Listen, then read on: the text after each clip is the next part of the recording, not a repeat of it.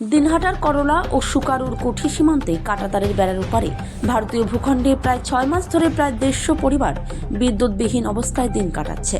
সীমান্তের বিএসএফ এবং সংশ্লিষ্ট বিদ্যুৎ দপ্তরে বারবার অভিযোগ জানানো সত্ত্বেও বিদ্যুৎ সংযোগ হচ্ছে না। ফলে চরম সমস্যার মধ্যে পড়েছেন কাঁটাতারের বেড়ার ওপারে ভারতীয় ভূখণ্ডের বাসিন্দারা। সীমান্তের বিএসএফের নির্দেশে গত আগস্ট মাসে ওই পরিবারগুলির বিদ্যুৎ বিচ্ছেদ করে দিয়েছে বিদ্যুৎ দপ্তর। মঙ্গলবার সমস্যাটি নিয়ে দিনহাটা 2 নম্বর ব্লকের বিডিও অফিসে এক আলোচনা সভা অনুষ্ঠিত হয়।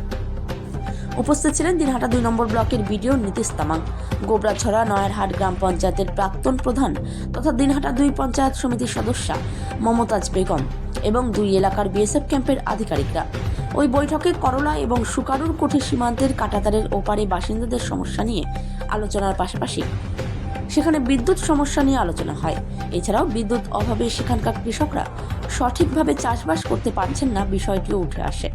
প্রশাসনের তরফ থেকে জানানো হয়েছে 4-5 দিনের মধ্যে বিদ্যুৎ সংযোগ দেওয়া হবে। এই বিদ্যুৎ সংযোগ না পেলে চরম সমস্যার মধ্যে পড়তে হচ্ছে। কাজেই বিএসএফ এবং বিদ্যুৎ দপ্তরের উচিত সমস্যাটির দিকে নজর দেওয়া। না, আমাদের মেন কথা হচ্ছে আমরা ভারতীয় নাগরিক হয়ে স্বাধীনতাটা কী জন্য আমাকে বঞ্চিত করা হচ্ছে স্বাধীনতা থেকে। আমরা এটা আশা করি যাতে আমাদের স্বাধীনতা থেকে বঞ্চিত করা না হয় এবং আমাদের লাইনটি পুনরায় সংযোগ দেওয়ানো হয়। আজকে এই যে বিডিও সাহেব ছিল, বিএসএফ আধিকারিকরা ছিল, প্রধান সাহেবা ছিল এবং পঞ্চায়েত সমিতির মেম্বাররাও ছিল, আপনারাও ছিলেন, কি আলোচনা হলো বিডিও সাহেবের রুমে? আজ এতটুকু আলোচনা হলো। ইনি বললেন, যিনি আরসি মিটিংয়ে উনি বললেন আমি 5 দিনের মধ্যে একটা সমস্যার সমাধান করে দিব। 3 তারিখের আগে একটা আশ্বাস দিল। কি মনে হচ্ছে আপনাদের, কি এই আশ্বাসে কি কাজটি হতে পারে, কি মনে হচ্ছে আপনাদের? এরকম করে তো অনেকবার বলছিল, অনেকবার আসলে 6 মাস থেকে তো এরকম ছিল, 3 দিন 5 দিন 7 দিন 10 দিন। তা এই অবস্থায় আমরা কোনো বিশ্বাস পাচ্ছি না। কি নাম আপনার? আমার নাম আমিনুর খন্দকার, গ্রাম করলা, কাঁটাতারের ভিতরে। হঠাৎ করে বিএসএফ এবং ইলেকট্রিক ডিপার্টমেন্টের আধিকারিকগণ গিয়ে বিদ্যুতের সংযোগটা বিচ্ছিন্ন করে দেয় আমাদের।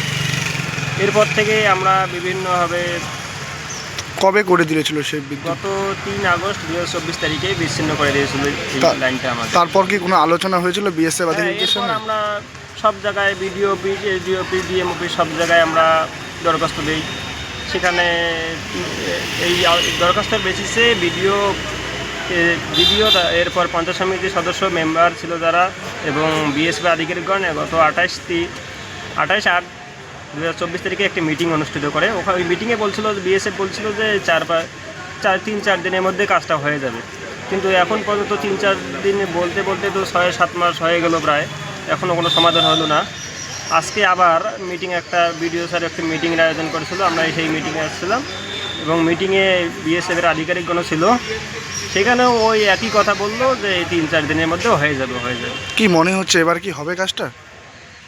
মনে হচ্ছে বলতে আমাদের তো এইভাবে তো বিডিও স্যারকেই তো ওরা বলছে 3-4 দিনের মধ্যে হয়ে যাবে, তাহলে আমরা কি বিশ্বাস করা সেটা তো বলতে পারতেছি না। এখন কীভাবে বিশ্বাস করব আর না করবো সেটা তো, এর আগে আর মিটিংয়ে তো বলছিল 3-4 দিনের মধ্যে হয়ে যাবে।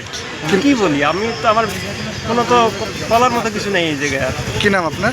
আমার নাম আসাদুজ্জামান। কোন জায়গা থেকে এসেছেন? করলা কাঁটাতারের ভেতরে বাসিন্দা।